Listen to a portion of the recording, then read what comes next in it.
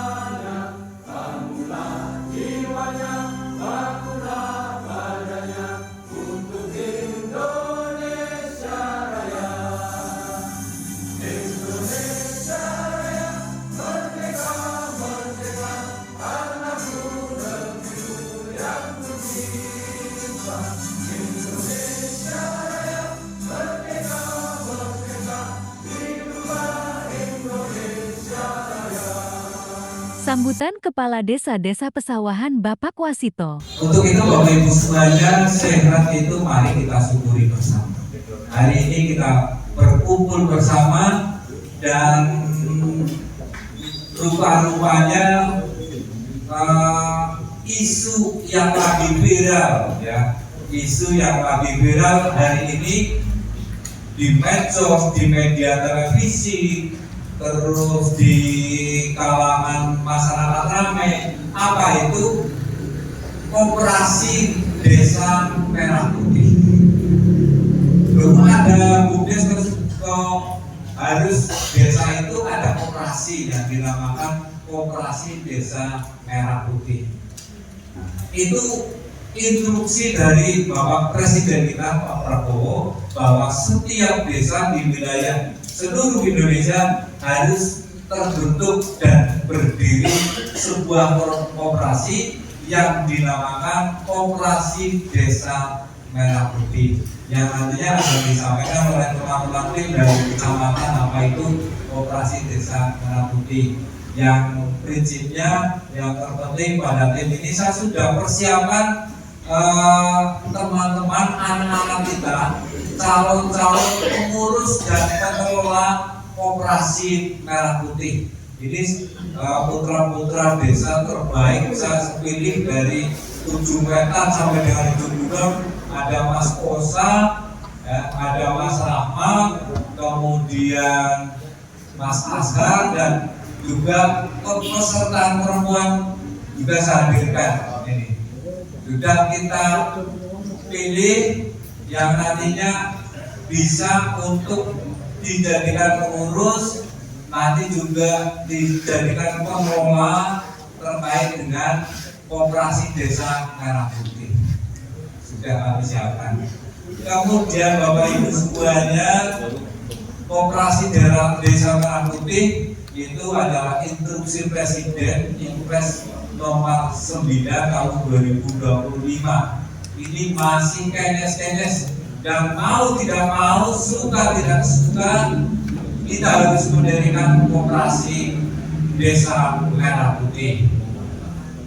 Kemudian Bapak Ibu semuanya, tujuannya apa? Tujuannya tidak lain dan tidak bukan adalah nantinya dengan berdirinya Koperasi Desa Merah Putih ini, kesejahteraan masyarakat di seluruh Indonesia, khususnya di Desa Pesawahan ini, kesejahteraan masyarakat desa itu akan meningkat. Kita terbayang kalau kita bandingkan dengan Desa Ponggok ya, Desa Ponggok di Yogyakarta. Pendapatan Desa Ponggok sekarang 1 tahun 14 miliar lebih 14,2 M.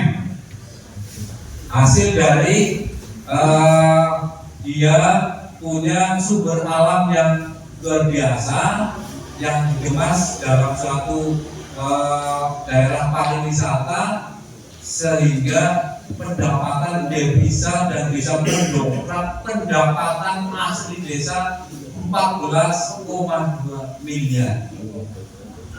Nah, kenapa kita tidak bisa? Apa kita tidak punya? Kita punya. Ya, kalau motor kita juga punya, mungkin nanti kita bikin apa dan sebagainya. Kemudian juga sebuah sumber alam yang luar biasa, air yang mineralnya cukup tinggi, yang bisa memudahkan orang yang sudah tua dan menyembuhkan orang yang sakit adalah air yang ada di Kabupaten Bojonegoro. Rauk-rauk bisa memani dibanding ini Mas ya. Bukan seperti itu nanti kita kemas di sana dalam sebuah usaha buat air kemasan yang nantinya juga bisa mendongkrak perekonomian yang ada di desa pesawahan, kemudian nanti bisa menambah pendapatan asli desa pesawahan. Juga yang lain kita Pak Presiden ya menginstruksikan untuk ketahanan pangan. Kebetulan daerah kita identik dengan nama desanya pesawahan, banyak sawah, sehingga nanti hasil bumi, hasil sawah nanti kita kelola dan nanti sudah ada operasi desa merah putih. Dari hasil sawah itu padi, nanti dari operasi bisa membeli padi para petani, sehingga nanti bisa untuk mensejahterakan masyarakat desa Pesawahan. Si boleh kamu tahu apa? Nanti operasi desa merah putih itu bisa membeli kendaraan truk, ya, kendaraan truk bisa minimal 2, dan juga bisa beli alat transportasi yang lain, misalnya menjadi usaha transportasi, misalnya pelok dan sebagainya. Kemudian simpan pinjam, nanti ada klinik desa nanti ada apotek desanya. Jadi nanti ini saya sudah persiapkan teman-teman anak-anak kita yang siap untuk mengelola koperasi desa merah putih ini untuk menjadi koperasi desa yang bisa membawa nama harum desa Pesawahan. Begitu ya Bapak Ibu semuanya.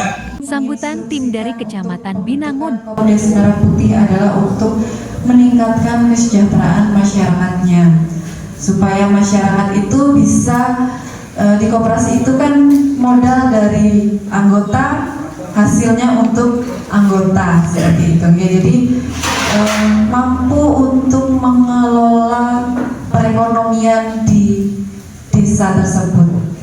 Jadi kenapa di sini ada PKH-nya juga, kita menghadirkan PKH tidak hanya pendamping desa saja, karena di dalam juknis pembentukan Kopdes ini adalah bahwa KPM PKH itu nantinya diwajibkan untuk ikut menjadi anggota Koperasi Desa Merah Putih. Jadi kenapa diwajibkan ikut? Karena PKH ini kan ada namanya pendampingan keluarga harapan gitu ya. Masing-masing KPM ini memiliki usaha, mungkin usaha kecil. Nah, ini nanti akan dimasukkan usahanya ini ke dalam koperasi. Nanti kita akan jelaskan sesuai dengan, kita lihat dulu SE Bupatinya. Ini ada surat edaran Bupati Cilacap. Inilah para calon pengurus Koperasi Merah Putih Desa Pesawahan. Di Universitas Istimik Widya Utama Purwokerto. Pekerjaan sehari-hari sebagai guru di SMK Manggalatama Binangun sejak tahun 2018 hingga sekarang. Untuk gagasan mengenai Koperasi Merah Putih di Desa Pesawahan, ngapunten Pak, sebenarnya tadi kami bertiga karena duduknya jajaran bareng-bareng kayak gitu, sedikit membahas gagasan bersama apa yang ingin ada di Pesawahan. Karena tadi seperti yang Pak Sohib sampaikan, bahwasanya yang kalau kita dengar kata koperasi itu jadul banget kayak gitu. Dan kita kepengen koperasi nanti di desa pesawahan itu menjadi mungkin the next level koperasi. Bagaimana di koperasi itu bukan hanya mungkin yang kita kenal koperasi ya simpan pinjam, dagang atau yang lain, tapi kita juga menawarkan beberapa jasa yang nanti konsumennya adalah bukan hanya dari masyarakat desa pesawahan, tapi dari masyarakat yang luas. Jadi ibaratnya bagaimana sekarang keterserapan usaha secara e-commerce, keterserapan usaha yang di bagian jasa yang menyerap pasar-pasar anak muda, genset, itu nanti bisa kita buat seperti itu. Intinya ini tadi sudah agak itu, mungkin nanti juga sama-sama teman-teman yang lain. Itu saja dari saya. Terima kasih. Assalamualaikum warahmatullahi wabarakatuh. Assalamualaikum warahmatullahi wabarakatuh. Perkenalkan, nama saya Ziring Nanda, alamat di RT 1 RW 1, pendidikan terakhir sarjana teknik industri di Universitas Ahmad Dahlan Jogja. Dan pekerjaan saya sekarang mungkin bisa dibilang peternak ya. Alhamdulillah punya domba, kandangnya di belakang rumah. Monggo pada mirsani.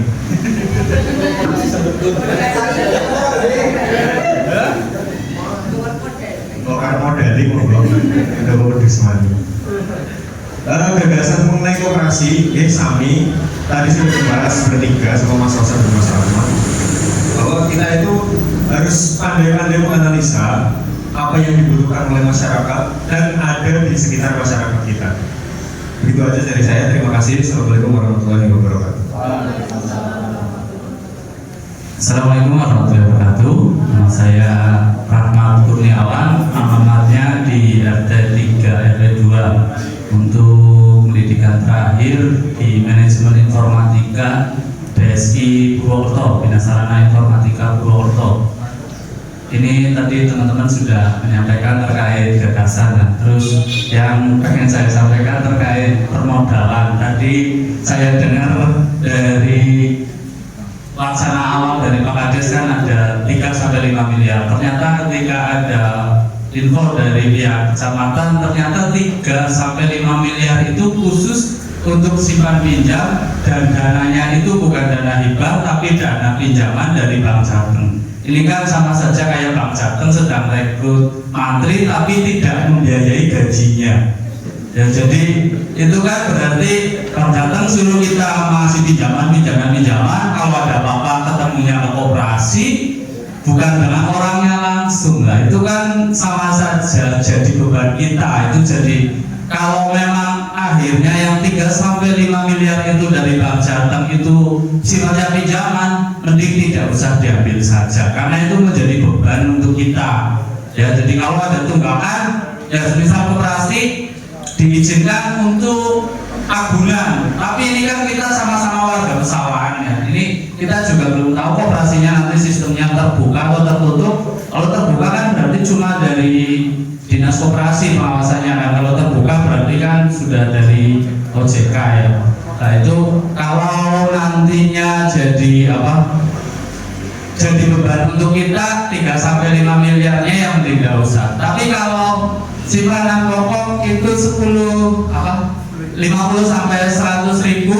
Kalau semisal satu desa ada 3.000 orang, itu kalau 100 ribu saja baru 300 juta ya. Jadi ya agak repot juga kalau itu baru mengandalkan warga pesawahan ya. Terus ketambahan simpanan wajibnya 10 ribu pun 30, berarti di bulan pertama baru 330 juta ya. Itu kalau semuanya susah 3.000 ikut ya, 3.000 warga itu wajib ikut sebagai anggota. Itu kan nominalnya tidak seberapa untuk mendirikan usaha, apalagi koperasi ada SHU ya untuk sisa hasil usahanya ke anggota, jadi repot lagi. Berarti kan nanti kita mendirikan tapi juga harus tahu benar-benar sumber dana dari pemerintah hibahnya itu berapa sebelum kita memutuskan nanti untuk mendirikan unit-unit usahanya. Kalau memang dananya tidak terlalu besar, berarti kan kita bikin usahanya ya yang lebih sederhana dan tidak membutuhkan banyak biaya. Seperti itu dari saya. Assalamualaikum warahmatullahi wabarakatuh. Bismillahirrahmanirrahim. Assalamualaikum warahmatullahi wabarakatuh. Yang terhormat dari tim kecamatan dan kepala desa beserta perangkatnya dan Bapak PBT beserta anggotanya, terima kasih atas kesempatan yang sudah panjenengan berikan kepada saya. Izin perkenalkan diri, saya Nurdia Stuti. Saya berasal dari Pesawahan, Pak.